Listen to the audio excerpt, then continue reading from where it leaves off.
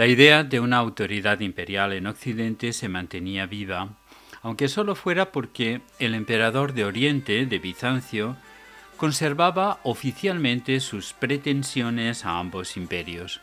Justiniano trató de hacer efectivo ese dominio, pero tras sus campañas militares tan solo logró afianzar su poder en pequeños territorios del sur de Italia. La creación de los estados pontificios y la anexión de la Lombardía al reino franco provocaron las protestas de los bizantinos, que no se tradujeron en ninguna acción concreta, pero probaron que el concepto de imperio, también en Occidente, seguía presente, al menos en teoría, en los presupuestos políticos y las aspiraciones de algunas nacionalidades e individuos. En la época que nos ocupa, tan solo dos grandes estados podían aspirar a revestir la autoridad imperial en el oeste de Europa, reuniendo los diferentes pueblos que la conformaban. La mencionada Bizancio, por una parte, y por la otra, el emergente reino franco, que iba incorporando rápidamente territorios y ganando una creciente influencia en la cada vez más poderosa entidad espiritual en que se había convertido Roma.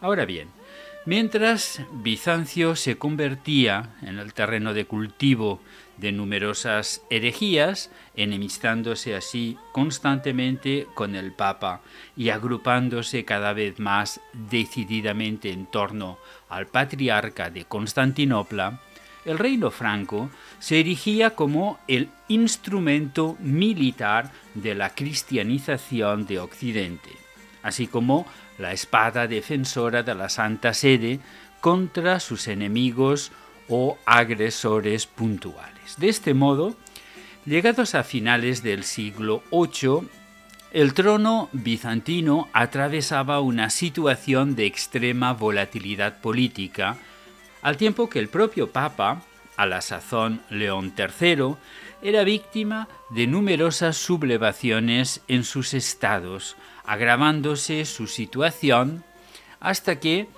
el 25 de abril de 799 sufre un verdadero atentado, pues durante la celebración de la procesión de las grandes letanías, la multitud, incitada por Cámpulo y Pascal, sobrinos de su antecesor Adriano, el uno sacristán y el otro primiciero de la Iglesia, descontentos de verse privados del poder que habían gozado en tiempos de su tío, comenzó a adoptar una actitud francamente hostil hacia el pontífice, el cual es derribado de su mula, molestado y finalmente encarcelado.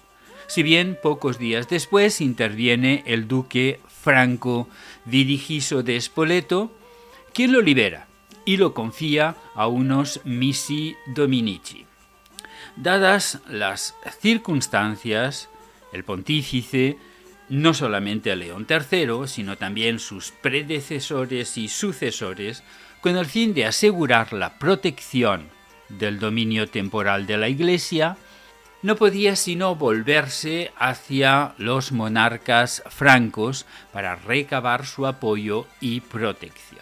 Como consecuencia de todo ello, León III escribió una carta a Carlomagno en 799, el cual se encaminó hacia Roma en el otoño del año 800, restaurando la autoridad del Papa, quien, el día de Navidad, lo coronó emperador y la nobleza romana lo saludó con el nombre de Augusto. La ceremonia, parece ser, no fue del gusto del principal interesado, pues el ritual empleado otorgaba mayor protagonismo al Papa que al coronado. En efecto, el primero deposita de improviso la corona sobre la cabeza del segundo en el momento en que éste se hallaba rezando, y solamente después lo hace aclamar y se prosterna ante él.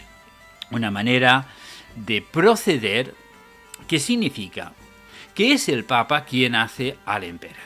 Este, según Eginardo, el biógrafo de Carlomagno, habría preferido que se hubiera seguido el ritual bizantino, es decir, primero aclamación, seguidamente coronamiento y para finalizar adoración o prosternación. El Papa se arrodilla ante el emperador. Mucho más tarde, Napoleón, acordándose de este episodio, se pondrá él mismo la corona en la cabeza.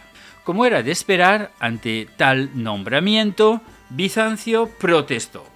Incluso se llegó a pequeñas luchas en los territorios de Istria y Venecia, pero al cabo, en 812, el emperador bizantino Miguel Rangabé reconoció el título a Carlomagno, quien devolvió las tierras conquistadas. Al igual que todo imperio, el de Carlomagno contenía las más diversas nacionalidades que, en este caso, conservaron sus leyes y cierta autonomía. Fueron, sin embargo, suprimidos los duques cuyo excesivo poder podía resultar peligroso, y se confió a los condes, cargo no hereditario sino vitalicio, la administración de los diversos territorios. No obstante, la voluntad del emperador era la ley suprema, la cual llegaba a los confines del imperio mediante los missi dominici, quienes, como su nombre indica, eran los encargados de hacer sentir la presencia imperial por todas partes, llevando sus órdenes y vigilando la actuación de los jefes y el estado de las provincias. Se desplazaban por parejas, uno de ellos era eclesiástico y el otro laico. Cada uno de estos pares tenía su propia circunscripción que recorrían con suma regularidad y en la cual celebraban asambleas generales. La corte del emperador estaba constituida esencialmente por funcionarios palatinos, de entre los cuales se elegía el consejo que debía asesorar al monarca. El apocrisiario o gran limosnero y el conde de palacio se hallaban al frente de la doble jerarquía eclesiástica y civil. Del primero dependía el clero adicto a palacio. Él era quien se ocupaba de todo lo concerniente a la religión y al orden eclesiástico, a las cuestiones de los capítulos y de los monasterios, a las reclamaciones presentadas al príncipe respecto a asuntos de la Iglesia. La principal atribución del conde palatino era fallar sobre los negocios sometidos al rey, como juzgar en apelación, interpretar o conciliar las leyes, para lo cual debía recurrir a menudo al consejo del príncipe. Tenía a sus órdenes al canciller, que fue posteriormente encargado del sello y del despacho de los actos emanados de la corona. El camarlengo tenía a su cargo la custodia de los ornamentos reales, dirigía el ceremonial de la corte, recibía los donativos hechos al rey por los vasallos y los embajadores. El senescal y a sus órdenes el copero y el condestable proveían a las necesidades de la casa real, a los suministros y a los transportes. Un prefecto de las cazas, 4 cazadores de pájaros y un halconero atestiguaban del nuevo género de placeres introducidos por los septentrionales. En las ciudades y aldeas había vicarios, en los campos centenarios y decani, pero cuando se trataba de cuestiones referentes a la libertad y propiedad de los ciudadanos, la sentencia quedaba reservada al conde. Tenía el emperador siempre cerca de sí 3 personajes instruidos y sabios, de los cuales uno estaba en todo momento a su lado, para tomar nota de cuanto se le ocurría sobre los objetos más variados de interés público. Se conservan algunos ejemplos. Nos conviene ordenar que los que trajeron caballos de regalo inscriban su nombre sobre cada caballo. Entiéndase lo mismo en cuanto a los vestidos de las abadías. Nos convendrá ordenar que donde quiera que se hallen vicarios que hagan o permitan hacer algún daño, se les expulse y se proceda a la elección de otros mejores. Otras se referían a las preguntas que pensaba hacer ora a los obispos, ora a los condes en las asambleas generales. ¿Por qué acontece tanto en las fronteras como en el ejército que cuando hay que hacer algo en defensa de la patria no quiere el uno prestar apoyo al otro? ¿De dónde emanan esos continuos procesos por los cuales cada cual quiere tener lo que ve poseer a su semejante? César Cantú nos informa como si hubiera estado allí. Una actividad infatigable. Le llevaba a ocuparse de todo y a inmiscuirse en las cosas más disparatadas. Tan pronto llama la atención de sus comisarios sobre los beneficiados y sobre los que le deben, como les manda formar un recuento de las tierras dominiales y de los beneficios, a fin de saber lo que posee en cada legación la corona, como los intima a que velen para que los monjes copien correctamente los libros, o bien invita a los mismos monjes a hacer uso de una buena ortografía y de caracteres legibles. Recomienda construir diques y 2 puentes sobre el Sena. Determina el precio de los granos. Se ocupa personalmente de los tratados con los emires de España para facilitar la libertad de los cambios. Piensa, en fin, en reunir el océano y el Ponto Euxino. Anualmente se celebran 2 asambleas en las que asistían todos los hombres libres, aunque no se conoce con exactitud cuál era su papel, es decir, si eran meramente consultivas o si poseían cierta autoridad en el gobierno del Estado. Parece ser que los asistentes podían proponer lo que creían oportuno, así como pedir la derogación de lo que les disgustaba.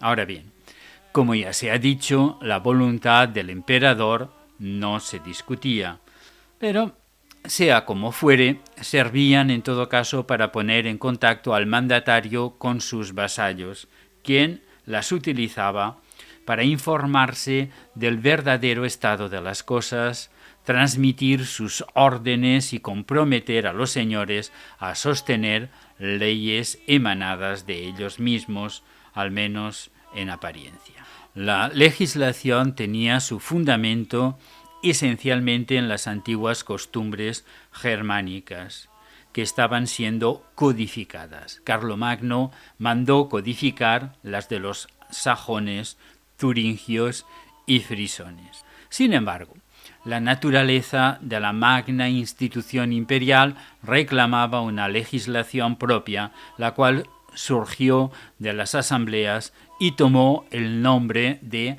capitulares, designación que también se daba a las instrucciones confiadas a los missi dominici, en el momento en que salían para su inspección. Ambas tenían validez general y se aplicaban a todos los pueblos del imperio.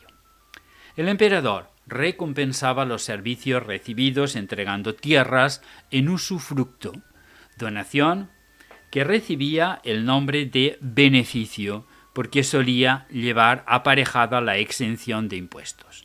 También entregaba los derechos sobre la pesca, explotación de bosques o cobro de peajes, pontazgos o aduanas.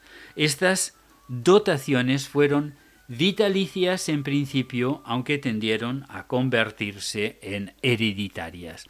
En ciertas ocasiones otorgaba la inmunidad, según la cual los funcionarios reales no podían entrar en los territorios del inmune para efectuar cualquier misión de la naturaleza que fuere. La Iglesia particularmente en los monasterios, recibieron gran cantidad de tales beneficios con los que adquirieron enormes posesiones. Junto a esta labor política y legislativa, hay que poner en el crédito de Carlomagno y de quienes le rodeaban un formidable impulso en el campo cultural. Su reinado constituyó el punto de arranque de un movimiento intelectual poderoso que sentó las bases de la entera cultura del medioevo, pues Carlomagno consiguió atraer a su corte a los hombres más sabios de su tiempo, entre los cuales cabe citar a Alcuino de York, famoso maestro inglés, discípulo a su vez de Beda el Venerable, científico, historiador, lingüista y traductor.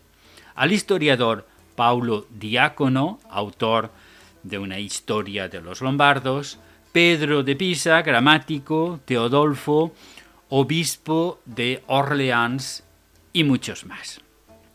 El primero de ellos, Alcuino, se trajo consigo los métodos pedagógicos de la famosa escuela de York, que comprendían el estudio de las 7 artes liberales, el trivium, gramática, retórica y dialéctica, y el quadrivium, aritmética, geometría, música y astronomía, dirigiendo asimismo la escuela de palacio a la cual asistía el propio emperador junto con sus familiares y consejeros.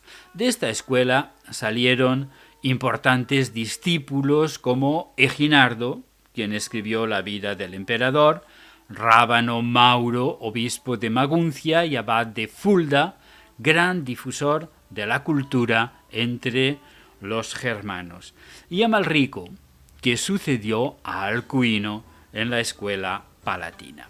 Fue igualmente voluntad del emperador que cada catedral y cada monasterio tuvieran su propia escuela para enseñanza de laicos y eclesiásticos. Entre todos estos centros destacaron los monasterios de Chartres, Corbie, Tours, Fulda y Saint-Gall, así como los episcopales de Reims y Lyon. Otro aspecto importante de la difusión cultural la llevaron a cabo los copistas de los diferentes monasterios, reproduciendo, intercambiando y guardando en sus bibliotecas numerosas obras griegas y latinas. El 28 de enero de 814 muere Carlomagno en Aix-la-Chapelle, como consecuencia probablemente de una neumonía aguda. No habiendo dejado indicación alguna respecto a su funeral, tras unas simples ceremonias mortuorias en la catedral de dicha ciudad, es inhumado ese mismo día en una fosa bajo las losas de la capilla palatina. Más tarde, el monje Adhemar de Chabannes, en su Chronicon, redactado entre 1024 y 1029, crea el mito de unos